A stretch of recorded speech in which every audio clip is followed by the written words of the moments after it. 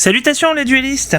Aujourd'hui, on va voir ensemble dans ce nouveau tuto sur les outils PVP, un module de PvPoke qui s'appelle la création de team. Let's go! Alors, pour commencer, il vous faut un explorateur internet. Voilà. Vous allez sur PvPoke, soit en français, soit en anglais. On va sur la partie constructeur d'équipe. Une fois qu'on est là-dessus, on a la partie Ligue Super. On peut choisir la ligue qu'on veut, mais nous, on va faire pour cette vidéo de la Ligue Super. Ensuite, on va rajouter des Pokémon. Alors, si c'est une team de 3, si c'est une team de 6, bah vous en mettrez 3 ou vous en mettrez 6. Alors, pour l'essai, on va tester avec 3 Pokémon un peu au hasard. Voilà. Quand on va sur cette partie-là, éditer, vérifier les IV, vous pouvez entrer des IV spécifiques. En général, ils sont choisis pour être moyens pour tout PvPoke. Mais là, vous pouvez rentrer vos IV spécifiques. Donc là, on va le faire pour l'exemple, mais après, on va pas s'embêter avec tout ça. On va en choisir un deuxième avec un type assez neutre pour justement ne pas être trop embêté et pouvoir voir la puissance de l'outil. Voilà, on va prendre un normal. On va faire ça. Là. On va générer. Et là, première chose qui apparaît, c'est la vue d'ensemble. Alors la vue d'ensemble, elle va nous donner des critères. B, F, B, A. Sur ces critères, on a une notation. Et ces notes, en fait, elles sont intéressantes à prendre en compte, mais absolument pas à suivre. Je m'explique. Ce que je veux expliquer en disant ça, c'est que c'est important que vous compreniez que la note ne fait pas tout. C'est pas parce que vous aurez une team avec 4 A que votre team sera bonne.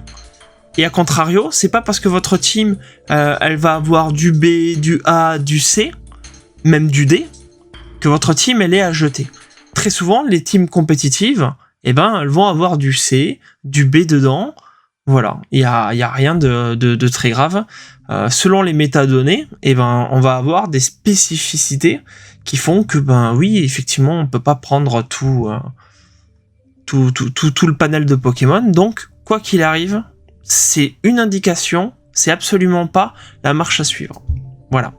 Ensuite, en dessous, on a la fiche méta. Alors, ça, c'est par rapport à la méta actuelle. On a pris un certain nombre de Pokémon de la méta, et en fait, on teste notre team contre cette méta. Alors, je sais pas si vous voyez, il y a beaucoup de bleu. Et pour cette vidéo, le bleu, c'est à bannir.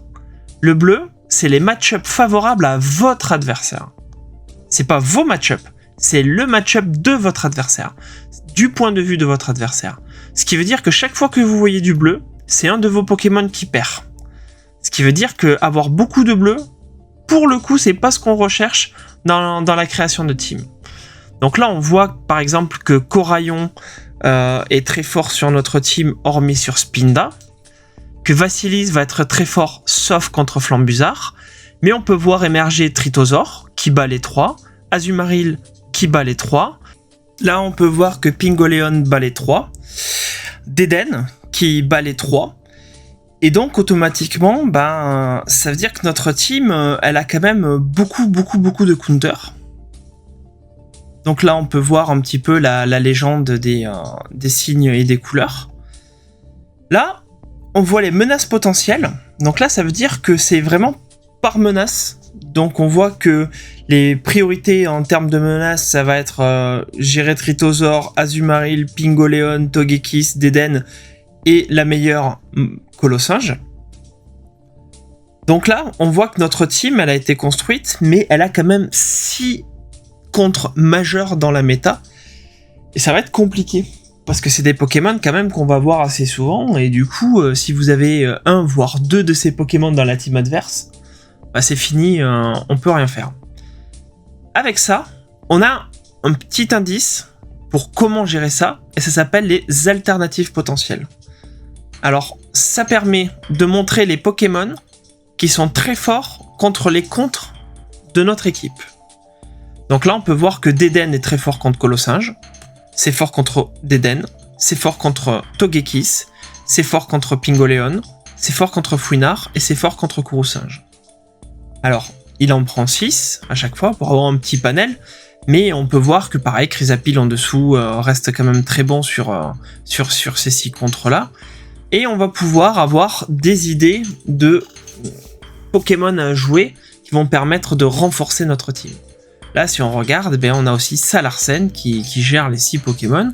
Donc, il y a des indices.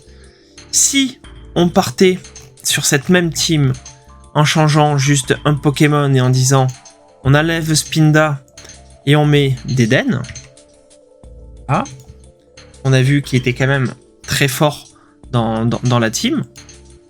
Hop, on régénère et on va s'apercevoir que les lettres ont changé, que les menaces ne sont plus exactement les mêmes, que Deden sur la ligne permet de contrer beaucoup de Pokémon de la méta, mais par contre on reste toujours très faible à Vassilis, très faible à Tritosaur, et après on n'a plus de triple. Ce qui veut dire que Deden, c'était bien de l'intégrer dans notre team parce qu'il permet de contrer beaucoup de choses, mais Tritosaur va devenir encore plus fort contre notre team. Là, quand on voit, on passe de 6 contres ultimes à un seul. Ce qui fait que déjà c'est pas mal. Et on a un deuxième contre, mais c'est du 50-50 parce que notre Deden contre bien le Deden d'en face.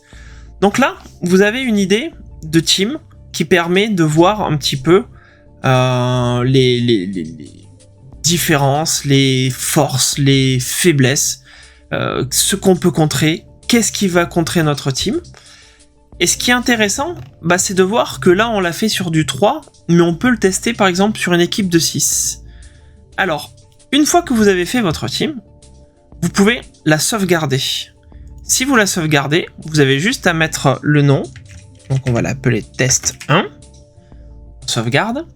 Si on veut lancer une team de 6, on a juste à rajouter 6 Pokémon. Là, ce qu'on va faire, c'est que j'ai déjà une team de 6 que j'ai piqué à mon ami Ikami, qui va vraiment être une bonne team parce qu'elle a gagné Lille sur ce régional de 2026. Alors, nous sommes en 2025, mais c'est sur la saison 2025-2026. Donc, on va aller tester cette team en se disant, hop, tac, nous avons notre team. On va la lancer.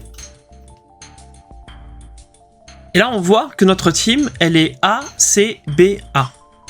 Comme je vous disais, c'est une team qui a gagné un tournoi régional. Donc ça reste quand même une bonne team. Et pourtant, on se retrouve avec un bulk AC et une sécurité AB. Bon.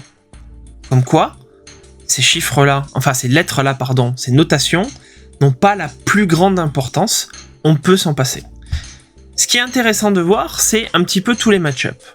Et là, on voit que ça clignote dans tous les sens, parce qu'il y a du bleu, il y a du magenta, il y a un petit peu de tout, et c'est plus aussi simple, comme tout à l'heure, de voir quelque chose qui se démarque.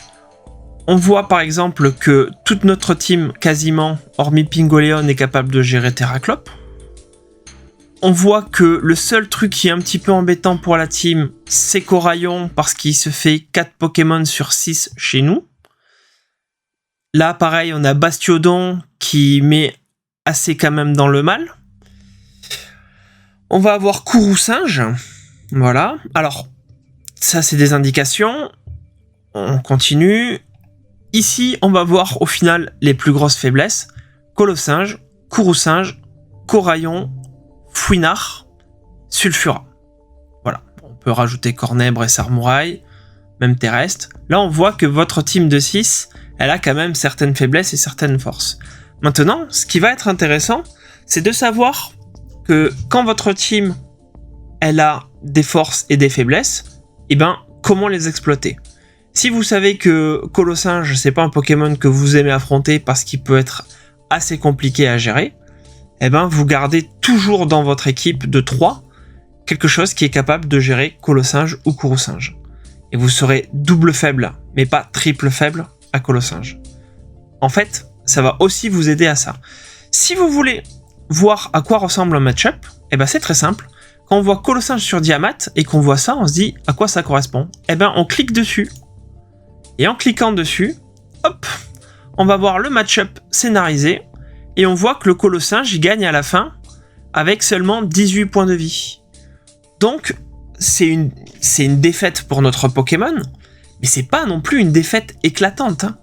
On s'en sort quand même pas mal. On aura sûrement beaucoup affaibli le Pokémon d'en face, ce qui va nous